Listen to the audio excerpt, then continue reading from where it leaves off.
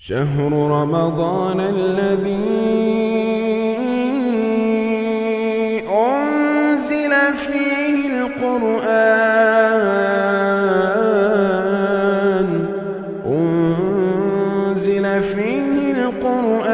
هدى للناس وبينات من الهدى والفرقان۔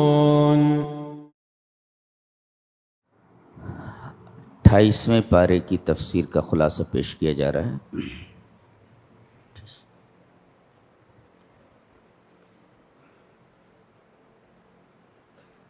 یہ پارہ ایک سورہ سے شروع ہوتا ہے جس سورہ کا نام سورہ مجادلہ ہے۔ مجادلہ کا مطلب ہوتا ہے بحث کرنا، بحث۔ یہ سورہ کریمہ ایک بوڑھی عورت کے ایک مسئلے کے پس منظر میں نازل ہوئی۔ بوڑھی عورت، جس سے ایک نقطہ یہ معلوم ہوا کہ قرآن حکیم نے اور اسلام نے عورتوں کے مسائل پر کس قدر توجہ دی ہے۔ ایک عام عورت ہیں، یہ بوڑھی عورت،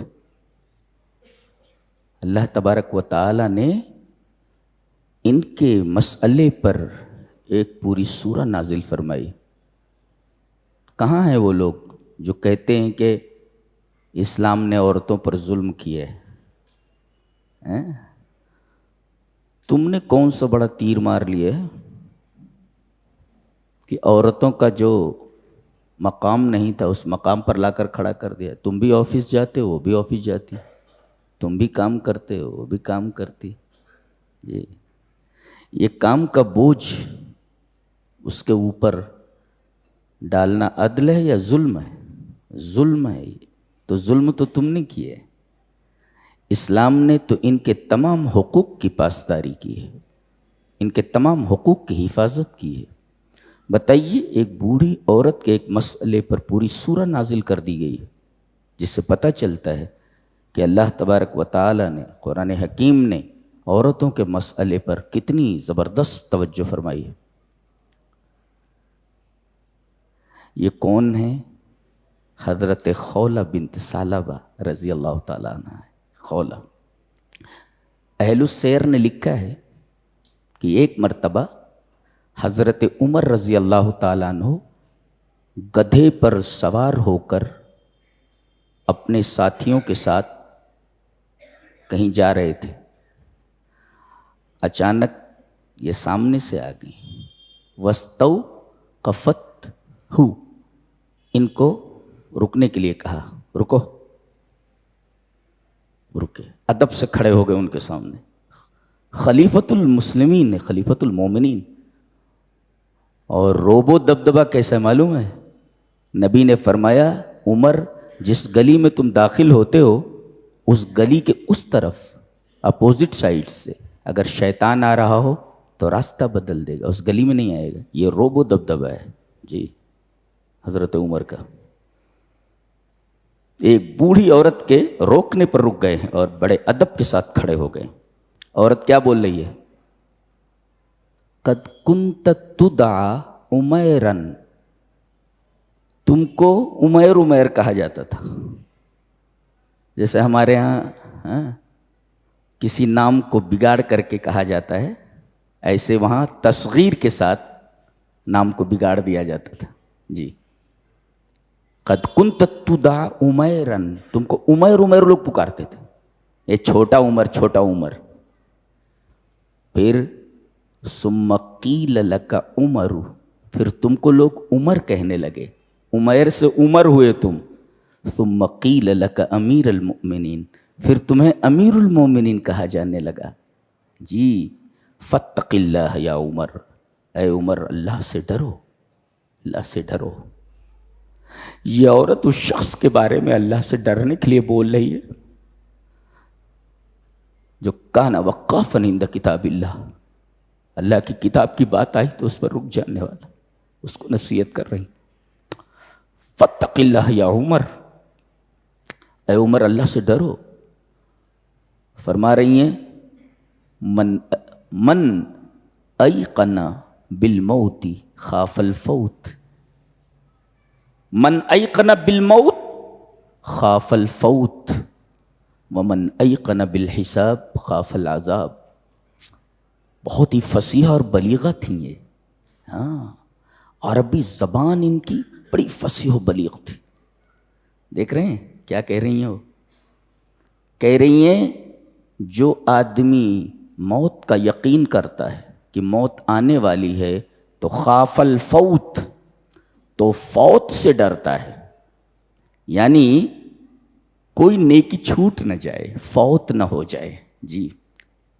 ومن ایقن بالحساب، اور جسے یہ یقین ہو کہ ایک مرتبہ رب تعالیٰ کے سامنے حساب کے لیے کھڑا ہونا ہے تو خاف العذاب، وہ عذاب سے ڈرے گا. وہ یہ نصیحت کر رہی ہیں.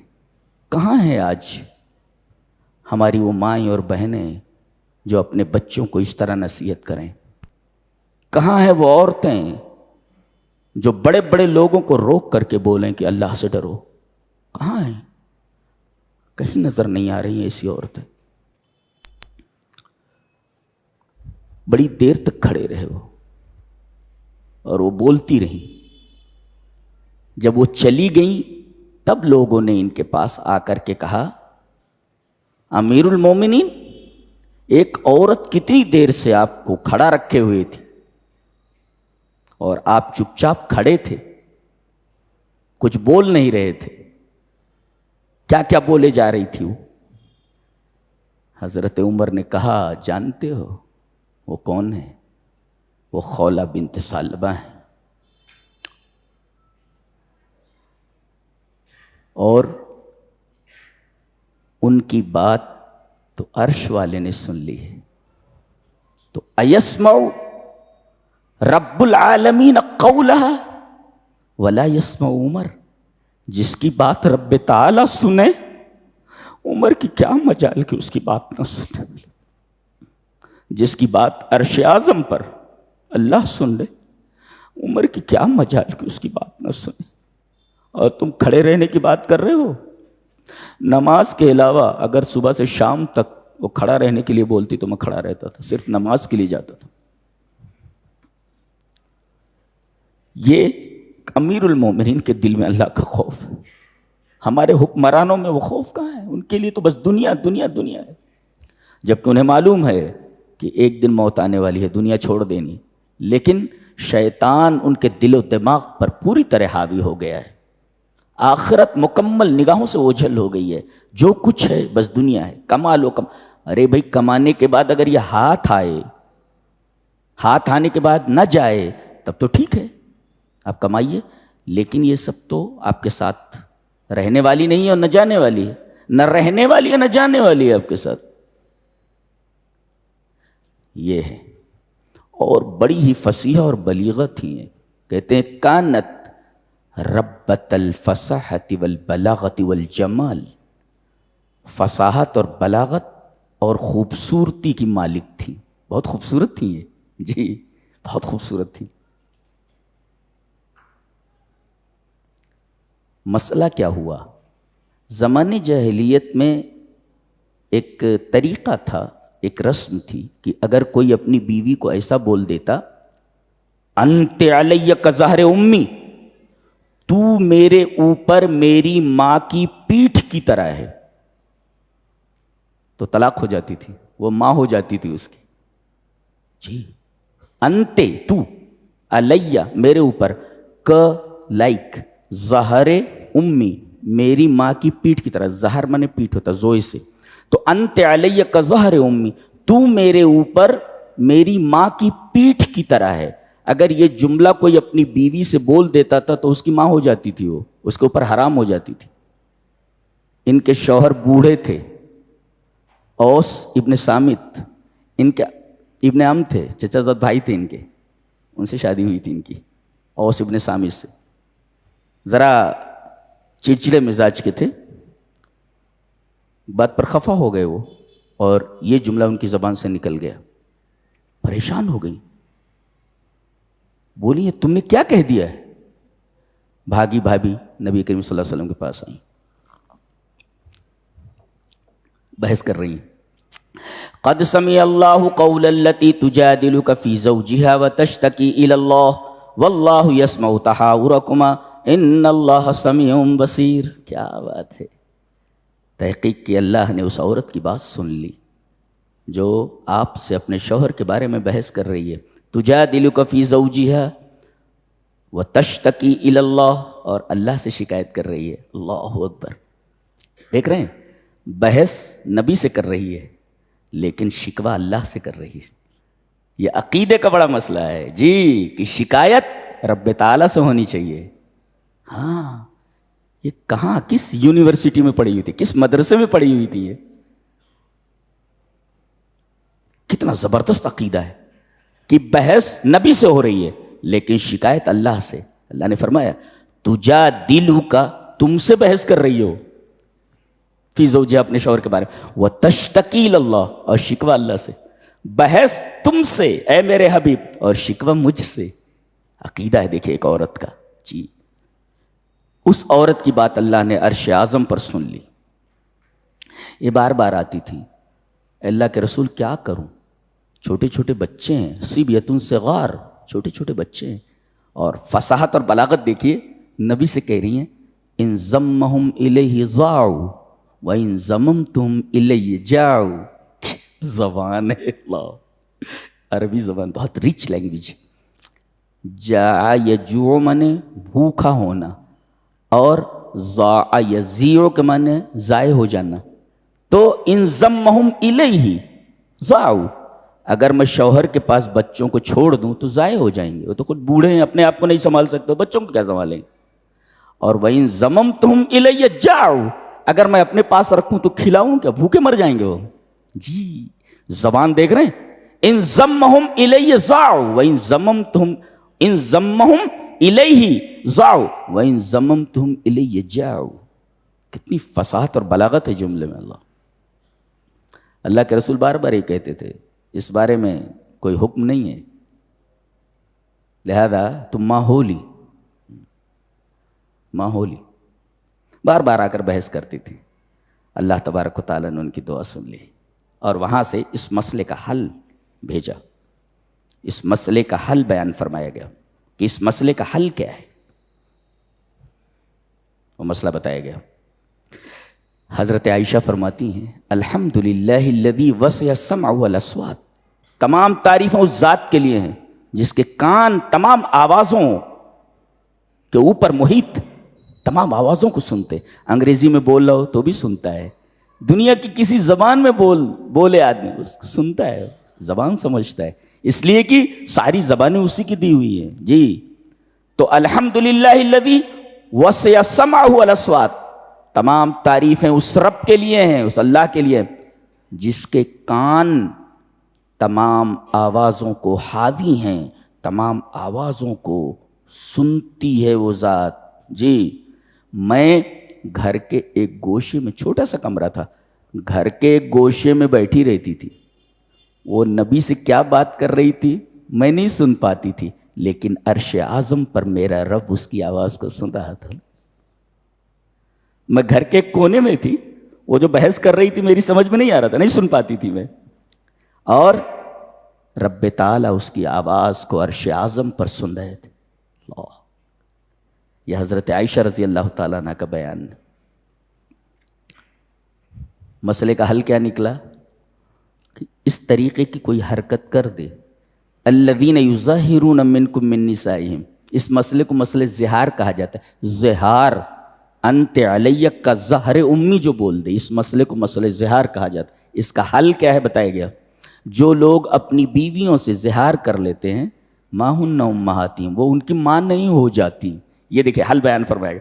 پہلے اس کی ماں ہو جاتی تھی، فرمایا گیا ما ہن امہات، ان کی مائیں نہیں ہو جاتی ہیں جی.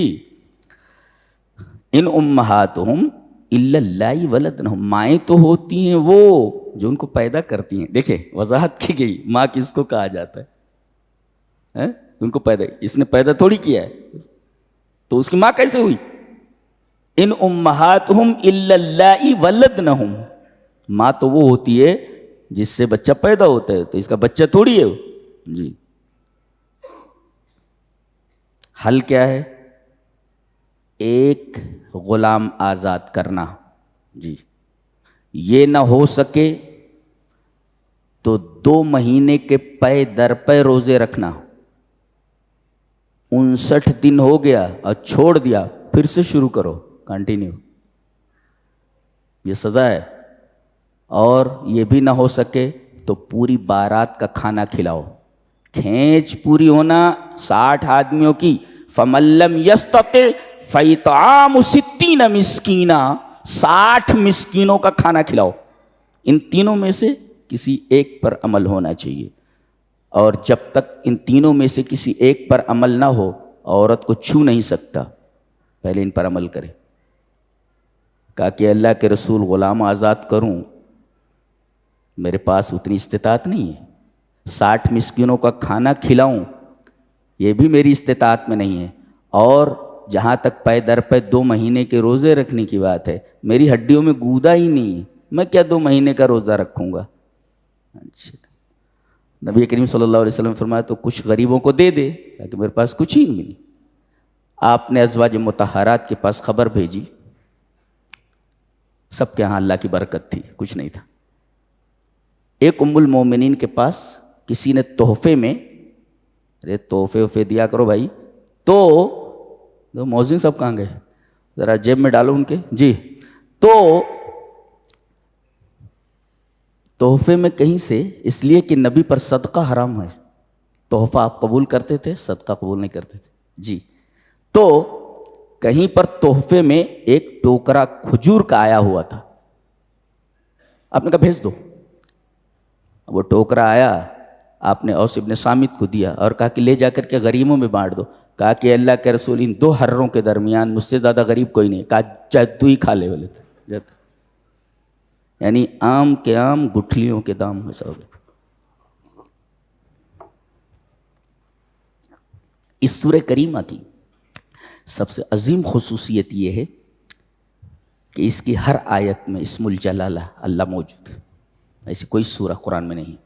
اس کی ہر آیت میں، جتنی آیتیں ہیں، تمام آیتوں میں اللہ کا نام آیا ہوا، اللہ کا لفظ آیا ہوا ہے.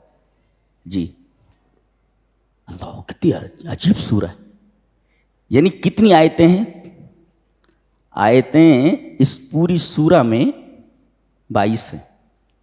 جی اور 22 سے زیادہ، کسی آیت میں کئی مرتبہ نام ہے اللہ کا. تو 22 آیتوں میں کوئی آیت ایسی نہیں ہے جس میں اللہ کا نام نہ ہو. اللہ.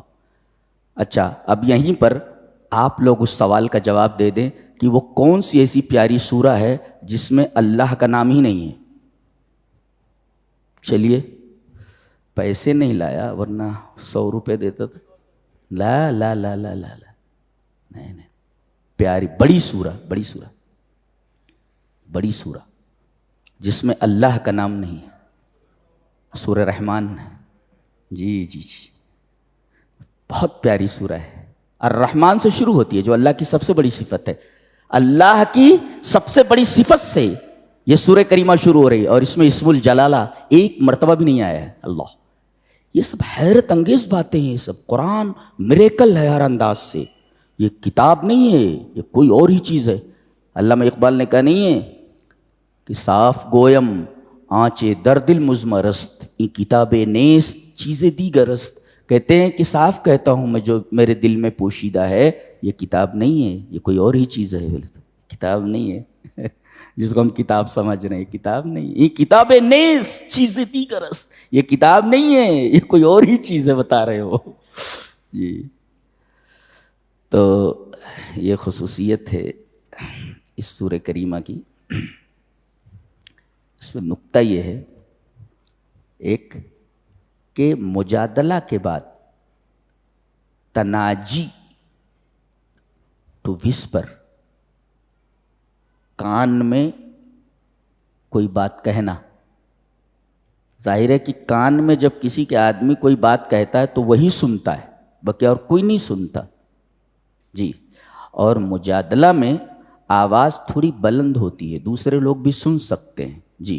جیسے میں آپ سے بحث کر رہا ہوں تو آپ بھی اس بات کو سنیں گے، سن سکتے ہیں، اور قریب میں کوئی بہت قریب بیٹھا ہو وہ بھی سن لے گا. اللہ فرما رہا ہے زور سے کوئی بولے تب بھی میں سنتا ہوں، اور کوئی کسی کے کان میں بولے تب بھی میں سنتا ہوں. لہذا مجادلہ کے بعد تناجی کا ذکر آیا ہے. کیا فرمایا گیا؟ اللہ ہمارا رب کیسا ہے. کہ ما یکون من نجوى ثلاثة الا هو رابعهم، اگر 3 آدمی ہوں موجود تو چوتھا وہی ہوتا ہے، اور 5 ہوں تو چھٹا وہی ہوتا ہے. جی. سب کی بات ہے. آدمی وسپرنگ کرے، کسی کے کان میں بولے تب بھی اللہ سنتا ہے، کوئی زور سے بولے تب بھی سنتا ہے، کوئی بحث کرے تب بھی اللہ تبارک تعالیٰ سنتا ہے. یہ ہے اللہ تبارک و تعالیٰ کی سماعت. اور یہ تو معمولی بات ہے. ایک نبی ہے وہ مچھلی کے پیٹ میں ہے. جی. مچھلی کی اتڑیوں میں ہے، نہ اٹھ سکتا نہ بیٹھ سکتا، اور مچھلی اس کو لے کر کے پانی کی گہرائیوں میں ہے. تاریکیاں ہی تاریکیاں ہیں، سمندر ہے، وہاں سے وہ بول رہے ہیں لا الہ الا انت سبحانک انی کنت من الظالمین. رب تعالیٰ عرش اعظم پر سن رہے ہیں کہ میرا نبی کیا بول رہا ہے مچھلی کے پیٹ میں. یہ ہے سماعت اللہ کی. جی. تو اگر اس عورت کی بات اللہ عرش اعظم کے اوپر سن سکتا ہے، آپ 2 آدمی بات کر رہے ہوں جی تو تیسرا وہ ہوتا ہے، 3 آدمی بات کرو چوتھا وہ ہوتا ہے، 5 آدمی ہو تو چھٹا وہ ہوتا ہے، آپ کی باتیں سنتا ہے. اور بغیر وسیلے کے تو آپ ڈائریکٹ اللہ تبارک تعالیٰ کو پکاریں تو کیا آپ کی آواز نہیں سنیں گا؟ کسی وسیلے کی ضرورت ہے کیا اس کو؟ لہذا جو لوگ کہتے ہیں کہ بغیر وسیلے کے ہماری بات نہیں سنتا، رب تعالیٰ کی اس سے بڑی توہین اور کوئی نہیں ہو سکتی. ایسے لوگ اللہ کی توہین کے مرتکب ہیں. جی. کہ اس تک بات پہنچانے کے لیے کسی بابا کی ضرورت ہے، کسی بابا کی ضرورت ہے. اگر تم ایسا عقیدہ رکھ رہے ہو تو یہ رب تعالیٰ کی سب سے بڑی توہین کے مرادف ہے کہ وہ تمہاری بات نہیں سن رہا. شیطان کو بھی معلوم ہے کہ اللہ ڈائریکٹ سنتا ہے. جی. خطا دونوں سے ہوئی، آدم سے بھی اور ابلیس سے بھی. جی. ایک سے کہا گیا تھا کر، نہیں کیا، اور ایک سے کہا گیا تھا نہ کر، کر لیا. جی. اور دونوں نے اللہ سے ایک ایک چیز مانگی. کیا مانگی؟ آدم نے کیا مانگا؟ ربنا ظلمنا انفسنا وان لم تغفر لنا وترحمنا لنکونن من الخاسرین. میرے رب غلطی ہو گئی میرے رب، معاف کر دے تو. اور کیوں معاف کرے گا تو؟ اس لیے کہ تو رحیم ہے. تغفر لنا وترحمنا، مغفرت کیوں؟ اس لیے کہ تو رحیم ہے. یہ مانگا انہوں نے. اور ایک نے کیا مانگا جو سرکش تھا؟ اس نے کہا رب انظرنی الی یوم یبعثون، میرے رب مجھے قیامت تک کے لیے مہلت دے. دیکھے اس نے بھی رب کہا، اے میرے رب مجھے قیامت تک مہلت دے. انہوں نے بھی کہا ربنا، 2 تھے نا آدم و حوا، ربنا ظلمنا. انہوں نے رب کے حوالے سے، اللہ کی ربوبیت کے حوالے سے ایک چیز مانگی، دی گئی. اور شیطان نے بھی اللہ کی ربوبیت کے حوالے سے ایک چیز مانگی، اسے بھی دی گئی. شیطان نے بھی بغیر وسیلے کے مانگا، اور بندوں کے کانوں میں کیا بات پھونک دی ہے؟ بالکل نہیں، بغیر وسیلے کے اللہ سنتا نہیں. کتنا بڑا بدماش ہے. دیکھو کتنا بڑا بدماش ہے. ڈائریکٹ نے اللہ سے مانگا، اللہ نے دے دیا. رب انظرنی ڈائریکٹ بول رہا ہے وہ، میرے رب مجھے قیامت تک مہلت دے. یہ دعا اس نے کی اور قبول ہو گئی دعا. قال انک من المنظرین، تجھے مہلت دی جاتی ہے، تیری دعا قبول ہو گئی. تو آدم نے بھی دعا مانگی، قبول ہو گئی ربوبیت کے حوالے سے. اس نے بھی ربوبیت کے حوالے سے دعا مانگی، دعا قبول ہو گئی. اور دونوں نے بغیر وسیلے کے مانگی دعا. جی. تو شیطان کی دعا بغیر وسیلے کے. اور کانوں میں کیا ڈال رکھا ہے؟ جب تک کسی بابا کا وسیلہ نہ لو تب تک دعا قبول نہیں ہوتی. اللہ کی سب سے بڑی توہین یہ بھی ہے. لہذا یہ شرک کے قبیل سے ہے، شرک کی قبیل سے ہے.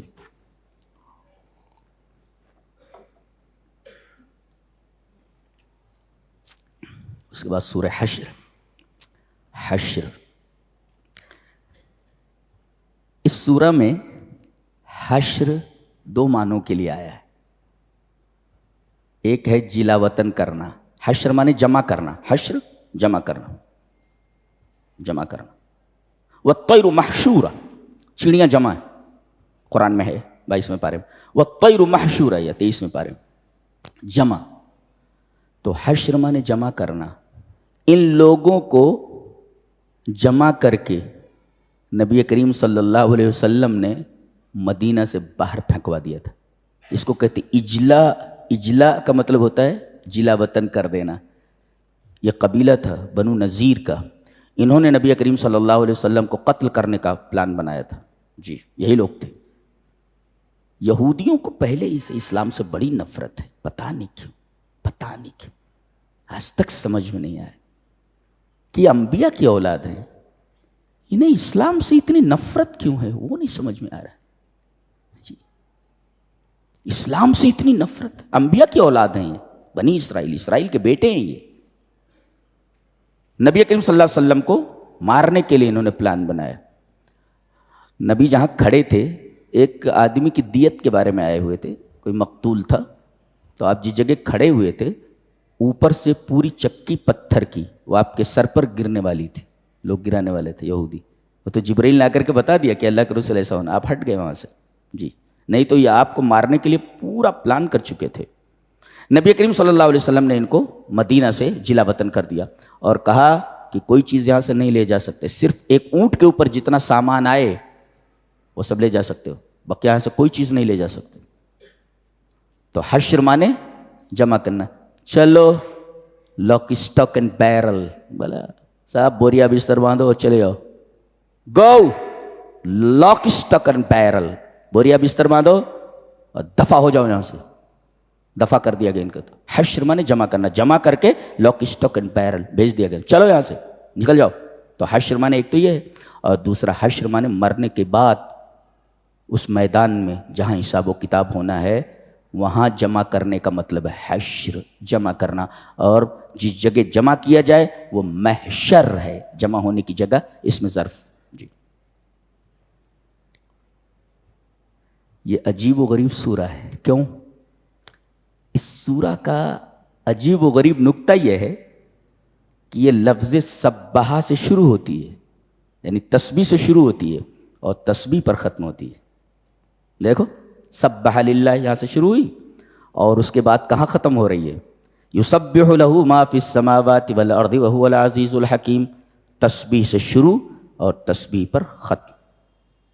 لیکن فرق ہے، یہ تو ہے تسبیح سے شروع ہے اور تسبیح پر ختم ہے، دیکھ لو.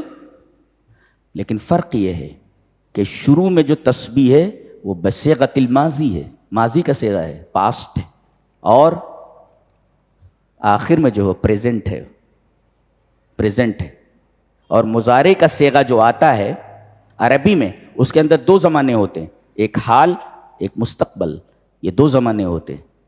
پتہ یہ چلا کہ تسبیح تم نے ماضی میں کر لی نا، اور فی الحال بھی کرو اور مستقبل میں بھی کرتے رہو، کبھی بھی تسبیح سے غافل نہ ہو. سبحان اللہ و بحمدہ سبحان اللہ العظیم. یہ قرآن حکیم کے اسرار، اس کے معانی ہیں. اور جانتے ہیں دنیا کتنا بھی پلان بنا لے، ہمیں مت ڈراؤ. ہم تمہارے پلان سے نہیں ڈرتے ہیں، ہم تمہارے مکر سے نہیں ڈرتے ہیں.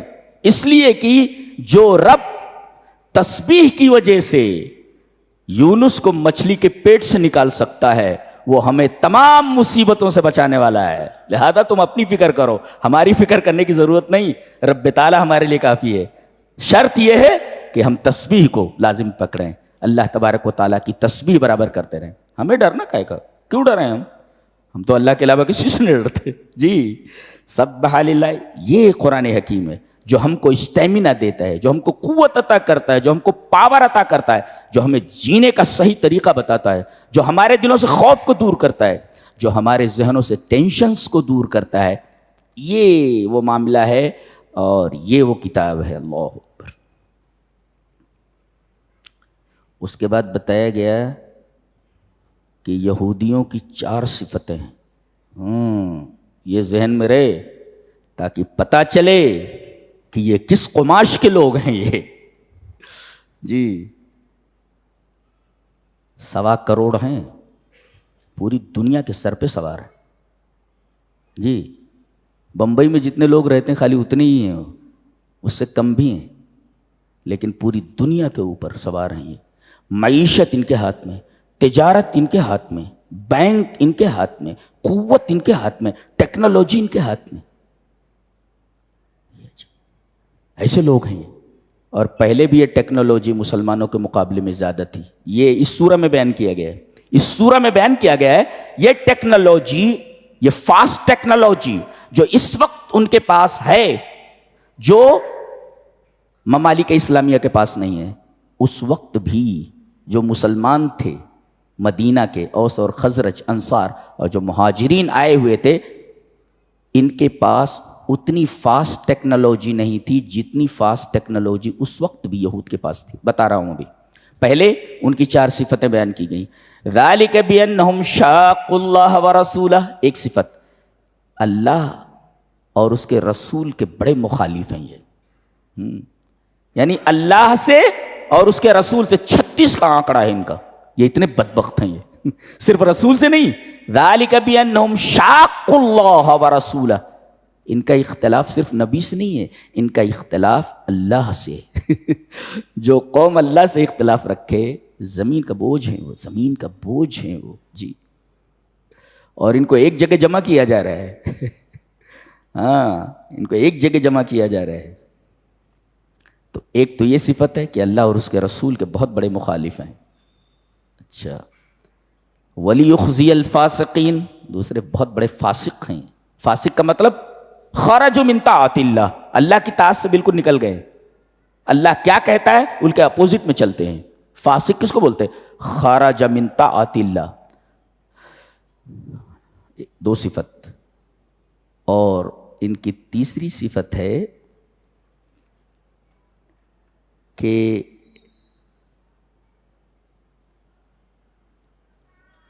انہوں نے دوسروں پر بھروسہ کیا ہوا ہے. جی انہوں نے منافقین سے عہد کیا تھا کہ تم ہمارے ساتھ رہو گے. انہوں نے کہا تھا ہاں تمہارے ساتھ رہیں گے، لیکن عین وقت پر انہوں نے ان کا ساتھ چھوڑ دیا. منافقین ان کے ساتھ نہیں تھے. اور تیسرے، انہیں اپنے قلعے کے اوپر یہ سب بڑی بڑی گڑھیاں بنائے ہوئے تھے، بڑے بڑے قلعے جن کو حصون کہا جاتا ہے. حصن مانے قلعہ جمع حصون. یہ لفظ یہاں آیا ہے. یہ لفظ دیکھیے، لا یقاتلونکم جمیعا الا فی قرى محصنۃ او من وراء جدر. جی قرى محصنہ، جی باقاعدہ قلعوں میں رہتے ہیں. یہ مضبوط گڑھیاں بنا کر کے رہ رہے ہیں یہ. اور انہیں اپنے ان گڑھیوں کے اوپر بڑا ناز ہے. جی تو اب ایک طرف سے دیکھیے، پہلی صفت اللہ اور اس کے رسول کے سب سے بڑے مخالف ہیں. دوسرے یہ فاسق ہیں بہت بڑے. اور تیسری صفت ان کی یہ ہے کہ بظاہر دیکھو گے کہ یہ آپس میں متفق اور متحد ہیں، حقیقت میں اندر سے یہ مختلف ہیں ایک دوسرے کے. ایک یہودی دوسرے یہودی سے نفرت کرتا ہے، یہ قرآن بتا رہا ہے. ہمیں معلوم نہیں ہے. ایک یہودی دوسرے یہودی سے نفرت کرتا ہے. یہ تو اپنے مطلب کے لیے سب کو بلا کر ایک جگہ جمع کیے ہوئے ہیں یہودیت کے نام پہ. جی قرآن حکیم کہتا ہے کہ یہودی دوسرے یہودی سے نفرت کرتا ہے، اور یہ قرآن حکیم سے ثابت ہے. کیسے؟ حضرت موسیٰ علیہ السلام سے کہتے تھے پانی چاہیے، تو وہ پتھر پر جب عصا مارتے تھے تو 12 چشمے نکلتے تھے. ارے بھائی ایک چشمے سے پانی پیا جا سکتا ہے، لیکن یہ اتنے آپس میں اختلاف کرنے والے تھے کہ ایک بھائی کی اولاد دوسرے بھائی کی اولاد کے ساتھ ایک چشمے پر پانی نہیں پی سکتی تھی. لہذا یہ 12 بھائیوں کی اولاد ہیں. یہ حضرت یعقوب کے جو 12 بیٹے تھے ان کی اولاد ہیں یہ. تو جب ایک چشمے پر سارے بھائیوں کی اولادیں پانی نہیں پی سکتی، اندازہ لگائیے کہ یہ ایک دوسرے سے خود کتنے متنفر تھے، کتنے نفرت کرنے والے تھے. یہ جو جمع کر رہے ہیں اپنے مطلب کے لیے، اپنی طاقت دکھانے کے لیے. کچھ قومیں ہوتی نہیں کہتے ہیں کہ ہم اس مذہب کے ہیں، لیکن دوسرے لوگوں کو بھی اپنے ساتھ ملا لیتے ہیں تعداد بڑھانے کے لیے. یہ چال ہوتی ہے ان کی، جبکہ وہ ان کے ساتھ نہیں ہیں. جی ان کو ملا لیتے ہیں اپنے ساتھ. ان کا حال یہی ہے. دیکھ رہے ہیں کتنی بڑی بات کہی گئی ہے کہ تحسبہم جمیعا، تم انہیں متحد دیکھ رہے ہو کہ جمع ہے وہ، وقلوبہم شتیٰ، لیکن ان کے دل مختلف ہیں. یہ بڑی عجیب و غریب بات ہے. جی اور ان کا بھروسہ اپنی گڑھیوں میں ہے. یہ سامنے آپ سے نہیں لڑ سکتے. لا یقاتلونکم جمیعا، یہ سارے کے سارے مل کر آپ سے نہیں لڑ سکتے. الا فی قری محصنہ اور من وراء جدر، دیوار کے پیچھے سے یہ لوگ لڑتے ہیں. اور آج بھی دیکھو فلسطین میں فلسطینیوں کو الگ کرنے کے انہوں نے دیوار قائم کی ہے. جدران، یہ جدار کی جمع ہے. یہ کتنی عجیب بات ہے نہیں؟ 1400 سال پہلے جو بات کہی گئی آج دکھائی دے رہی ہے. یہ لڑتے ہیں تو دیوار کے پیچھے سے لڑتے ہیں. یہ جی سامنے آ کر ان کی ہمت نہیں ہے لڑنے کی. تو یہ بہت بڑے بزدل ہیں. یہ تو 4 صفتیں بیان کی گئی. 4 صفتوں کو مضبوطی سے پکڑو. اللہ اور اس کے رسول کے مخالف ہیں. ذالک بانہم شاقوا اللہ ورسولہ. ایک ولی خزی الفاسقین، فاسق و فاجر ہے. یہ اللہ کی طاعت سے نکل، اللہ کچھ کہتا ہے کرتے کچھ ہیں. اور تیسرے بہت بڑے بزدل ہیں. یہ لڑتے ہیں تو دیواروں کے پیچھے سے. اور من وراء جدر، جدار کی جمع جدر، یہ والز کے پیچھے سے لڑتے ہیں، دیواروں کے پیچھے سے. یہ سامنے آ کر لڑنے کی ہمت نہیں کرتے. اتنے بڑے بزدل ہیں یہ. اور چوتھی چیز، بظاہر دیکھتے ہو کہ یہ متحد ہیں مگر دلوں کے اعتبار سے یہ مختلف ہیں. یہ ایک یہودی دوسرے یہودی سے نفرت کرتا ہے. یہ 4 صفتیں مضبوطی سے ذہن میں رکھو ان کے بارے میں. جی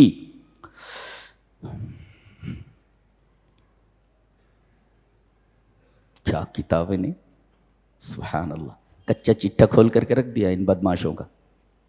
اتنے بزدل ہیں، دیوار کے پیچھے سے لڑنے والے عورتوں کی طرح سے.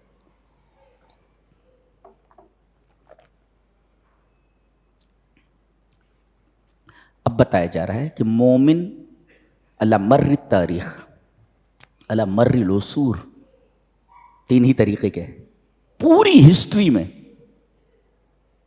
ان دا ہول ہسٹری، پوری تاریخ میں مومنوں کی 3 ہی قسمیں رہی ہیں. جی ایک انصار، ایک مہاجر، اور ایک ان کے بعد آنے والے مستقبل میں. جی فرمایا گیا. دیکھیے کیا بات کہی گئی ہے. علی مر العصور، پوری ہسٹری میں ہمیشہ 3 ہی قسم کے لوگ رہے ہیں. ایک تو جو باہر سے آئے ہوئے ہیں، جی، اور ایک جہاں آئے ہیں انہوں نے ان کی مدد کی ہے آنے والوں کی. جیسے مکہ سے لوگ ہجرت کر کے مدینہ، ایسے ہمیشہ ہوا ہے پوری تاریخ میں. ہجرت کر کے لوگ آتے ہیں، وہاں کے لوگ جو رہتے ہیں ان کی مدد کرتے، تو وہ انصار ہوئے. ہو تو یہ ہجرت کرنے والے ایک، اور جو وہاں ہیں وہ انصار، ان کی مدد کرنے والے. اور اس کے بعد جو بعد میں آنے والے لوگ ہیں، یہ 3 قسمیں بیان کی گئی ہیں. چلیے پڑھ لیتے ہیں وہ 3 آیتیں. للفقراء المہاجرین الذین اخرجوا من دیارہم، وہ مہاجر فقراء جو اپنے گھروں سے نکال دیے گئے، یہ مومن کی ایک قسم ہے. اچھا، والذین تبوؤا الدار والایمان من قبلہم، جنہوں نے ان کو جگہ دی. جی جگہ دی، انصار، مدد کی ان کی. اور تیسرے والذین جاؤوا من بعدہم، اور جو ان کے بعد آئے یہ ان کے لیے دعا کرتے ہیں، ربنا اغفر لنا ولاخواننا الذین سبقونا بالایمان، جو ہم سے پہلے ایمان کے ساتھ گزر گئے، جی اے اللہ ان کو بخش دے. یہ 3 طریقے کے مومنین ہیں. جی اس میں مومن کی ایک شان بیان کی گئی ہے. کیا؟ آج وہ چیز ہمارے اندر نہیں ہے، دوسرے لوگوں کے پاس ہے. آپ دیکھیں گے کہ سکھ بیچارے، وہ گاڑیاں رکتی ہیں تو کھانا زبردستی دیتے ہیں، کھاؤ بھوکے نہ سو. جی غیر مسلموں کے ہاں دیکھیں بہت ساری تنظیمیں ہیں جو لوگوں کو راشن بانٹتی ہیں، کھانا بانٹتی ہیں. ہمارے ہاں کوئی نہیں ہے، کوئی نہیں، ہمارے ہاں کوئی نہیں. ہم نے یہ سوچا ہے الحمدللہ، ایک ہاسپٹل کا جگہ لی جا چکی ہے الحمدللہ، ایک ہاسپٹل جہاں پر فری میں علاج ہو ایک، اور دوسرا اطعام الطعام، کم سے کم ابھی تو میں نے سوچا ہے کہ 50 یا 100 آدمیوں کا کھانا شام میں کھا لی کہ بھوکا نہ سوئے کوئی. یہ ارادہ ہے. دعا کریں کہ کامیاب ہوں اس کے اندر. تو یہ چیز جو ہے وَيُؤْثِرُونَ عَلَىٰ أَنفُسِهِمْ وَلَوْ كَانَ بِهِمْ خَصَاصَةٌ، یہ لوگ اپنے اوپر دوسروں کو ترجیح دیتے ہیں اگرچہ انہیں اس کی ضرورت ہو. در حقیقت اس آیت کریمہ کا ایک پس منظر ہے. ایک آدمی آیا، بخاری شریف کتاب التفسیر کی روایت ہے کہ ایک شخص آیا اور اس نے کہا کہ اللہ کے رسول میں فاقہ زدہ ہوں، بھوکا ہوں. اللہ کے رسول نے کہا میرے اس مہمان کو کون لے جا کر کے اپنے گھر کھانا کھلاتا ہے، اللہ اس پر رحم کرے. پیشگی آپ نے دعا دے دی، اس لیے کہ آپ نے امہات المومنین کے پاس خبر بھیجوائی کچھ ہے، کہا کہ نہیں گھر میں اللہ کی برکت ہے، کو کچھ نہیں. تو آپ نے فرمایا میرے اس مہمان کو کون ہے جو لے جائے اور اسے کھانا کھلائے، اللہ اس پر رحم کرے. حضرت ابو طلحہ انصاری کھڑے ہوئے، ابو طلحہ انصاری کھڑے ہوئے، کہا کہ اللہ کے رسول میں آپ کے مہمان کو اپنے گھر لے جاتا ہوں. گھر پہ آئے، کہا کہ اللہ کے رسول کا ایک مہمان ہے، میں نے اس کو مہمان بنا لیا ہے. اور رسول نے کیا کہا معلوم ہے؟ اللہ اس پر رحم کرے. کہا کہ کھانا تو نہیں ہے، وہ بچوں کے لیے بچا ہے، اگر بچے رات میں کھانا نہیں کھائیں گے تو رات بھر سونے نہیں دیں گے، وہ بھوکے سو جائیں گے، خالی بچوں کے لیے ہے. کہا کہ کوئی بات نہیں، ایسا کرو کہ جتنا کھانا ہے بچوں کا وہ سامنے رکھ دینا اور چراغ بجھا دینا، اور ساتھ میں ہم لوگ بیٹھیں گے، وہ یہ سمجھے گا کہ ہم لوگ بھی کھا رہے ہیں، سب ساتھ میں کھا رہے ہیں، اور بچے کھانا کھا کر سو گئے. تو چراغ بجھا دینا تاکہ وہ پیٹ بھر کر کے کھانا کھا سکے. اس طرح انہوں نے چراغ بجھا دیا اور اس نے وہ پورا کھانا جو بچوں کا تھا وہ کھا گیا. وہ صبح جب مسجد نبی میں آئے تو نبی کریم صلی اللہ علیہ وسلم ان کو دیکھ کر مسکرا پڑے. کہا کہ یہ آیت نازل ہوئی ہے تمہارے بارے میں، اور تم نے جو یہ حرکت کی ہے یہ بتی بجھانے کی، چراغ بجھانے کی، اللہ اس پر مسکرا پڑا ہے. اس کا مطلب یہ ہے کہ رب تعالیٰ بندوں کے بعض بار اعمال کے اوپر مسکراتے ہیں. جی رب تعالیٰ کی مسکراہٹ ثابت ہے، اس کا ہنسنا ثابت ہے، جی اس کی ذات کے مطابق. ما یلیق بشانی، ہنستا کیسے ہم لوگوں کی طرح نہیں، اس کی شان کے مطابق وہ ہنستا. کہا کہ تمہاری اس ادا کے اوپر رب مسکرا پڑا ہے. بتائیے ایسے ایسے لوگ ہیں جن کی ادا کے اوپر رب مسکرا پڑے، بتائیے کتنے بابرکت لوگ رہے ہوں گے، وہ کتنے عظیم الشان لوگ رہے ہوں گے. تو چاہے آپ کے گھر پہ کچھ ہو یا نہ ہو، کوئی بھی فقیر، کوئی بھی غریب ایسا لگے پڑوسی غریب ہے تو کھانا بھجوا دو. پہلے ہمارے ہاں اب تو چیز نہیں ہے. مالیگاؤں کے بارے میں ہم نے سنا کہ غریبی بہت تھی، تو اب بھی بہت غریب ہیں.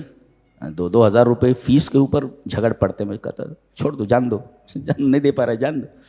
تو کہتے ہیں کہ بوڑھے جو ہوتے تھے بیٹھے رہتے تھے، کہتے تھے ارے وہ آیا نہیں ساتھی ہمارا، ذرا اس کے گھر سے آگ مانگ کر کے لاؤ. پہلے وہ آگ ایک دوسرے کے ہاں سے مانگ کر کے چولہا جلاتے تھے. پہلے ماچس واچس کہاں لوگ استعمال کرتے تھے جی.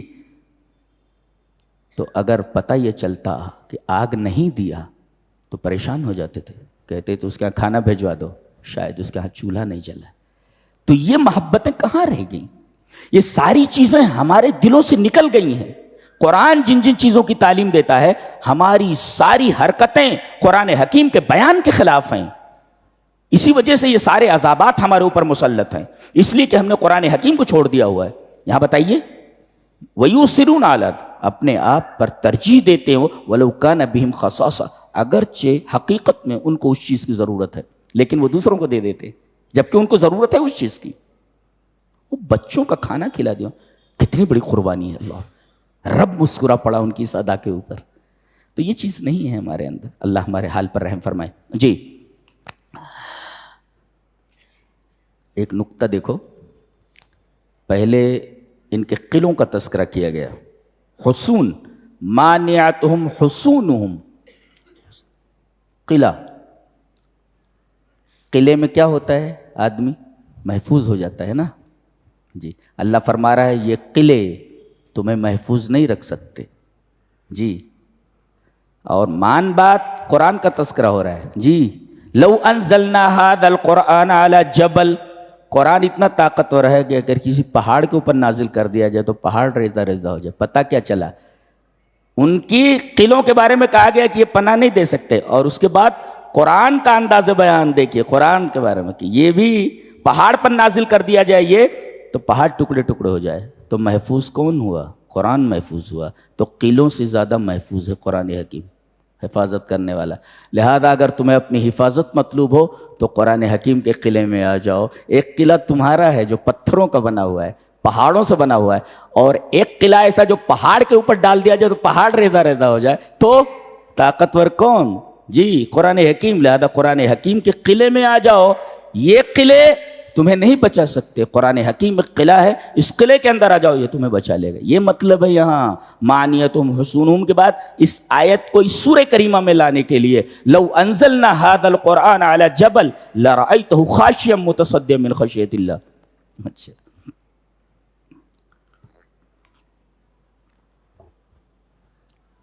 سورہ ممتحنہ ہے،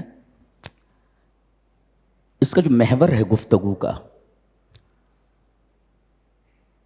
البرا والولا، بالفاظ دیگر الحب للہ والبغض فی اللہ، اللہ کے لیے محبت اور اللہ کے لیے نفرت، یہ پوری سورہ کریمہ کی تھیم ہے۔ جی اللہ کے لیے محبت ہو اور اللہ کے لیے نفرت ہو۔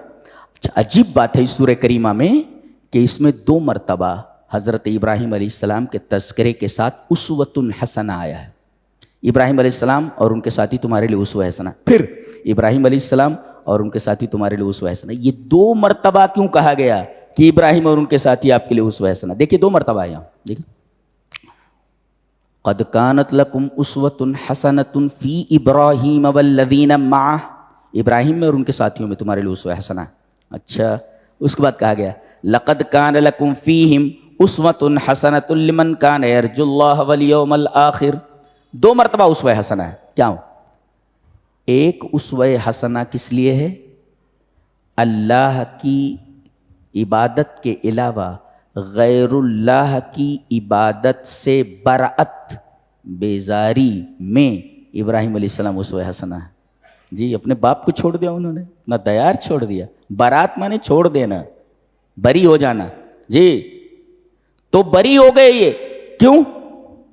غیر اللہ سے برأت کے معاملے میں حضرت ابراہیم تمہارے لیے اسوہ حسنہ ہیں۔ جی کبھی بھی غیر اللہ کی عبادت نہ کرنا، اس میں حضرت ابراہیم کو اسوہ حسنہ تمہارے سامنے ہونا چاہیے کہ سب کچھ چھوڑ دیا انہوں نے توحید کے لیے، یہ مطلب ہے۔ اور دوسری جگہ جو آیا اسوہ حسنہ، وہاں اللہ تبارک و تعالیٰ کی اطاعت اور اجتناب معاصی یعنی گناہوں سے اجتناب کے باب میں اسوہ حسنہ۔ جی اس لیے دونوں کا محمل الگ الگ ہے، اس وجہ سے 2 مرتبہ اسوہ حسنہ آئے گا۔ اس کے بعد ایک بات کہی گئی کہ جو غیر مسلم ہیں کافر ہیں، جو تم سے لڑتے نہیں، سب مل جل کر کے رہتے ہیں، تو ان کے ساتھ حسن سلوک کرنے سے اللہ منع نہیں کرتا۔ لہذا اسلام کا دل بہت فراخ ہے۔ ٹھیک ہے تم مسلمان نہیں ہو، غیر مسلم ہو، لیکن تمہارے ساتھ بھی حسن سلوک کا حکم دیتا ہے قرآن حکیم، ان کے ساتھ بھی حسن سلوک کرو۔ جی ان تبروہم وتقسطوا الیہم، ان کے ساتھ حسن سلوک کر سکتے ہو، ان کے ساتھ انصاف کا معاملہ کر سکتے ہو، منع نہیں کرتا اسلام۔ اچھی بات ہے۔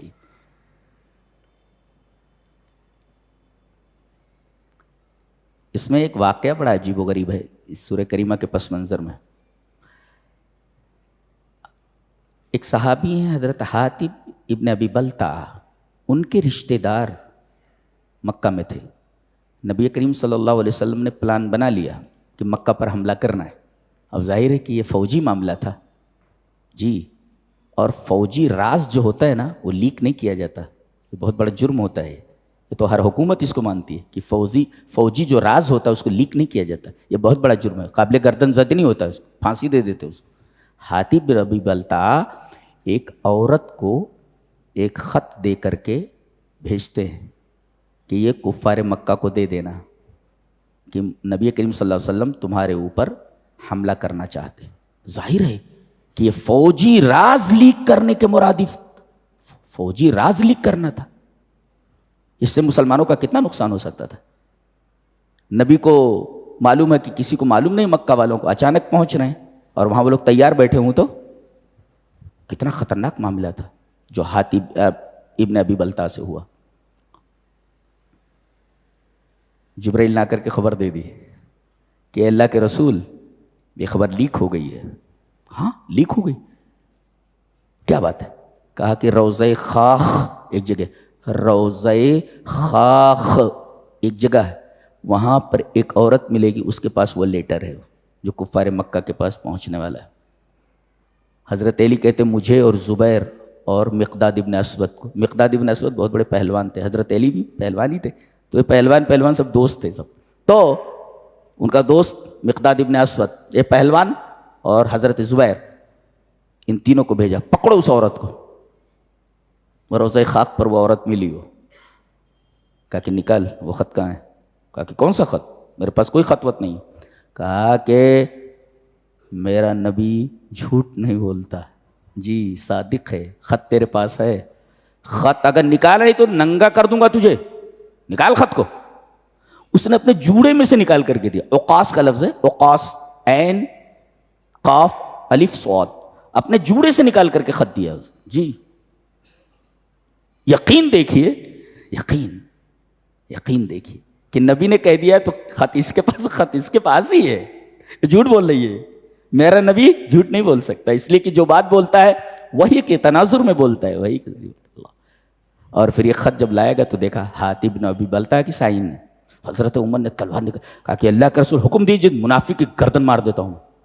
کہا کہ کیا کر رہے ہو عمر, یہ بدری صحابی ہیں, اللہ اکبر, جنہیں اللہ تبارک و تعالیٰ نے عرش پر سے جھانک کر دیکھا ہے, نہیں قتل نہیں کر سکتے, بخشے بخشائے ہیں سب. پھر پوچھا آپ نے ایسا تم نے کیوں کیا؟ کہا کہ اللہ کے رسول میں نے وہ خط بھیج دیا تاکہ کفار یہ سمجھیں یار حاتب بن ابی بلتع نے یہ بات ہمیں پہنچائی ہے, لہذا ان کے بال بچوں کو کوئی تکلیف نہ دو. نہیں تو اللہ کے رسول میرے بال بچے میرے رشتہ دار وہاں ہیں, ہم لوگ حملہ کرتے تو بال بچوں کو مار سکتے تھے, جو میرے بال بچے وہاں ہیں, جو میرے رشتہ دار وہاں ہیں. اللہ کے رسول میری نیت صاف تھی.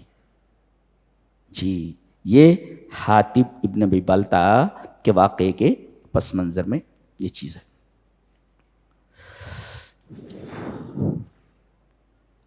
اس کے بعد سورہ صف ہے. سورہ صف کا محور اساسی جو مین ایکسس ہے اس کا, جس کے اوپر یہ پوری سورہ گھومتی ہے, دو چیزیں ہیں, وحدت الدین اور وحدت الصفوف. جی دین ایک ہونا چاہیے, جی سارے مل کر دین کے اوپر عمل کرو ایک, اور دوسرے تمہاری صفوں میں اتحاد ہونا چاہیے. یہ دونوں چیزیں نہیں ہیں, دونوں چیزیں ہمارے اندر نہیں. اور سورہ صف ہے, صف کا مطلب ہوتا ہے ایک صف میں آ جاؤ. وہ بچوں سے بولا جاتا ہے, ہمارے کیوں میں آتے بچے تو ان کو عربی میں ڈائریکٹ بولتے صفن صفا, صفن صفا, جو تو قرآن میں ہے. تو بچوں کے ذہن میں ایک بات آتی ہے, اچھا تو فرشتے اس طرح کھڑے ہوں گے اللہ کے حضور جیسے ہم لوگ ایسے کھڑے ہوئے صف در صف, صفن صفا, کیوں میں آ جاؤ, کیوں میں آؤ. تو اس کا نام ہے کیوں, یعنی ایک ہی لائن میں سارے بچے کھڑے ہوئے ہیں. یہ کہتے وحدت الصفوف, تو تمہاری صفوں کے اندر تو رکھنے پڑے ہوئے ہیں, کوئی اس راستے پر جا رہا ہے, کوئی اس راستے پر جا رہا ہے, کوئی اس راستے پر. ہمارے یہاں وحدت صفوف نہیں ہے, صفوں میں اتحاد نہیں ہے. اور دوسرے دین کو ہم نے مذاق بنایا ہوا ہے, توحید کو شرک, شرک کو توحید بنایا ہوا ہے. تو وحدت دین بھی نہیں, وحدت صفوف بھی نہیں, لات جوتے کھاؤ, لات جوتے کھاؤ. اس میں حضرت عیسیٰ کے بارے میں کہا گیا کہ انہوں نے بشارت دی ہے کہ میرے بعد ایک نبی آنے والا ہے جس کا نام احمد ہوگا. جی احمد ہوگا, اس میں بشارت دی انہوں نے. تورات اور انجیل اور سارے جو صحیفے ہیں, ساری کتابیں ہیں, وہ سب ایک ہی ہیں. جی اس لیے کہ وہ سب ایک ہی چراغ کی روشنی ہے, سب کا مصدر ایک ہے, سب کا مصدر ایک ہے, سب وہیں سے آئی ہیں. تورات بھی وہیں سے, انجیل بھی وہیں سے جہاں سے قرآن ہے, سب کا مصدر ایک ہے. لہذا ہم کتاب پر ایمان کیوں لاتے ہیں؟ تمام منزل کتابیں ہم ان پر ایمان لاتے, کیوں؟ اس لیے کہ وہ سب ایک ہی مصدر, ایک ہی مشکات اور ایک ہی چراغ کی روشنیاں ہیں. تو ایک کا انکار کرو گے تو چراغ کا انکار ہو جائے گا نا, اس لیے کہ سب ایک ہی مشکات سے ہیں, ایک ہی چراغ سے. تو اس میں حضرت عیسیٰ نے آپ کا نام احمد بتایا. احمد پورے قرآن حکیم میں ایک بار ہے, آپ کا نام نامی صرف ایک بار ہے یہاں پہ اسی سورہ میں، اور محمد کا نام 4 مرتبہ ہے پورے قرآن حکیم میں. جی سب سے زیادہ ذکر حضرت موسیٰ کا ہے، 136 بار ہے پورے قرآن حکیم میں. جی احمد ایک بار آیا صرف اسی سورہ صف میں، اور محمد صلی اللہ علیہ وسلم 4 مرتبہ آپ کا نام نامی پورے قرآن میں آیا. سب سے زیادہ ذکر حضرت موسیٰ کا ہے. جی ان کا ذکر، ان کا نام 136 بار آیا ہے پورے قرآن حکیم میں. جی احمد کا اور محمد کا دونوں کا معنی کیا ہے؟ جی احمد اس میں تفضیل ہے، اس میں تفضیل، اور اس میں تفضیل کو آسان زبان میں سمجھیے کہ اس کو جب مضاف کر دیا جائے تو یہ انگریزی کا سپرلیٹو ڈگری بن جاتا ہے. یعنی احمد الحامدین لربہ، اپنے رب کی دنیا میں جتنے بھی تعریف کرنے والے ہیں سب سے زیادہ تعریف کرنے والا. یعنی ہمارے نبی نے اپنے رب کی اتنی تعریف کی ہے کہ اتنی تعریف کسی اور نے نہیں کی، کسی اور شخص نے نہیں کی. اور کچھ تعریف کی چیزیں ابھی اللہ نے بتائی نہیں ہیں نبی کو، وہ کلمات نہیں بتائیں.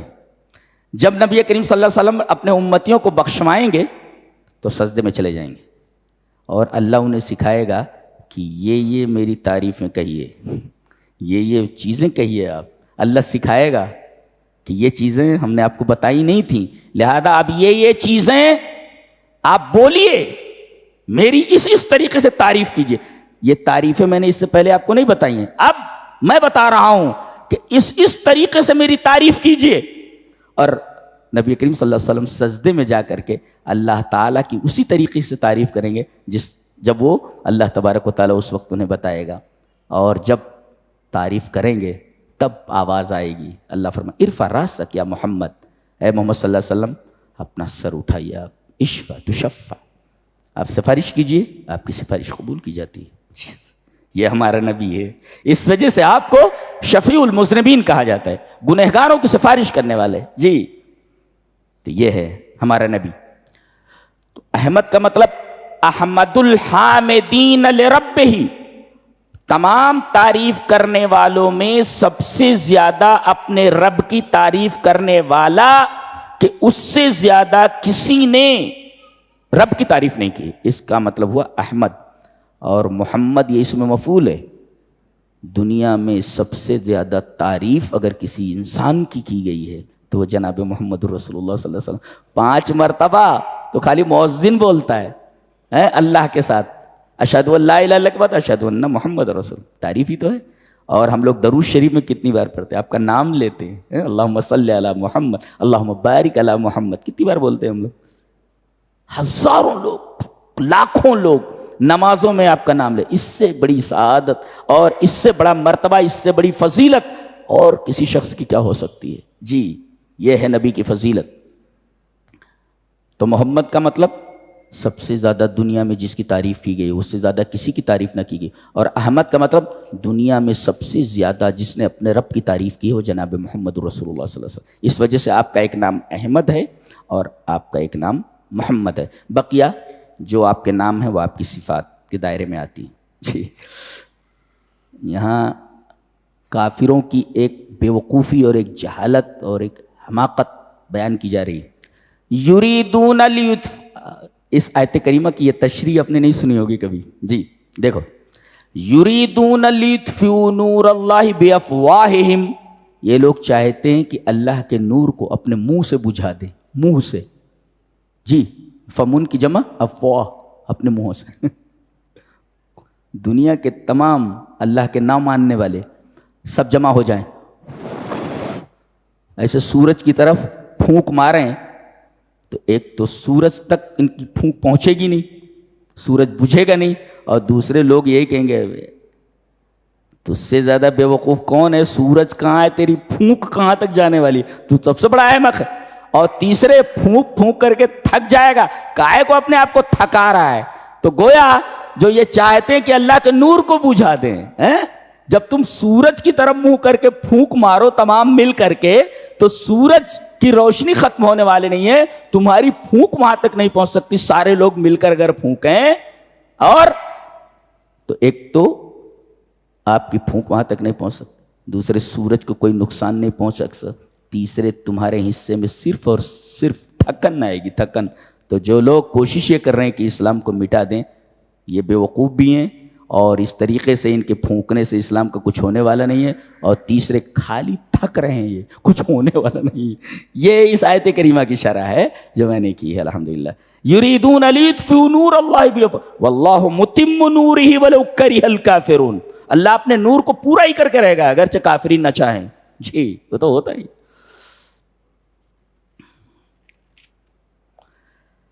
سورہ جمعہ میں اللہ کی ایک صفت کے ساتھ دوسری صفت آئی ہے. اللہ کی صفت ملک، کنگ، بادشاہ.